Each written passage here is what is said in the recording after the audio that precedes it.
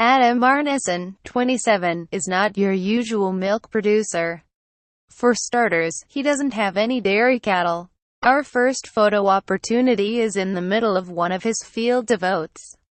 Until last year all these oats went into animal feed, either sold or fed to the sheep, pigs and cows he rears on his organic farm in Rebro County, central Sweden. With the support of Swedish drinks company Oatly, they are now being used to produce an oat milk drink, tapping into the growing market for dairy alternatives across the country. Dairy Wars, when a glass of milk is really a glass of M*LK Red More Livestock, still provides most of the income of the 80 hectares farm Arnesson runs in partnership with his parents.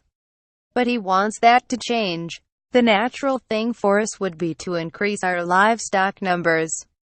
But I don't want a factory, he says. The number of animals has to be emotionally right, so I know each of them. Instead, Arnesson wants to grow more protein crops, such as oats, and sell them for human consumption rather than for feeding to livestock to produce meat and dairy. The rearing of livestock and meat consumption accounts for 14.5% of global greenhouse gas (GHG) emissions, alongside carbon emissions from deforestation. For pasture or crops to feed animals, the livestock sector is also the single biggest human-related source of methane from cattle, and nitrous oxide emissions from fertiliser and manure, two particularly potent greenhouse gases.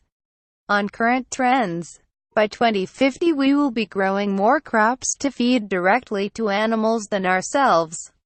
Even small shifts to feeding crops to humans instead of livestock would lead to significant increases in food availability.